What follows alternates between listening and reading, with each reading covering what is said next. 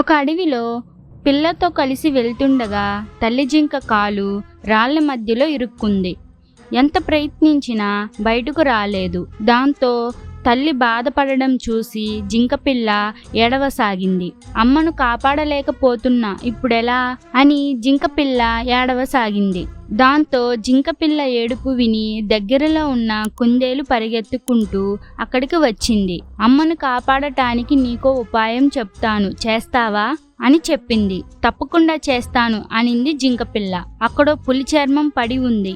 నువ్వు అది కప్పుకొని మీ అమ్మ ముందుకు వెళ్ళు. పులి చర్మం కప్పుకొని వచ్చిన జింకపిల్లను చూసి నిజంగా పులి వచ్చిందనుకొని భయపడి బలం కొద్ది కాలు బయటకు లాగి పరిగెత్తింది జింక.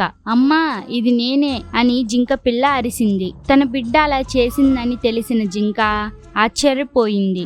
ఆపద సమయాల్లో తెలివిగా ఆలోచించాలని కుందేలు చెప్పిందమ్మా, అందుకే నేను ఇలా చేశాను అని చెప్పింది జింకపిల్ల. దాంతో తల్లి పిల్ల జింకలు కలిసి కుందేలుకు కృతజ్ఞతలు తెలిపాయి. ఇలాంటి స్టోరీస్ మీకు ఇంకా కావాలంటే ఇప్పుడే వీడియోకి లైక్ చేసి ఛానల్ని సబ్స్క్రైబ్ చేసుకొని బెల్ ఐకాన్ ఆల్లో పెట్టుకోండి.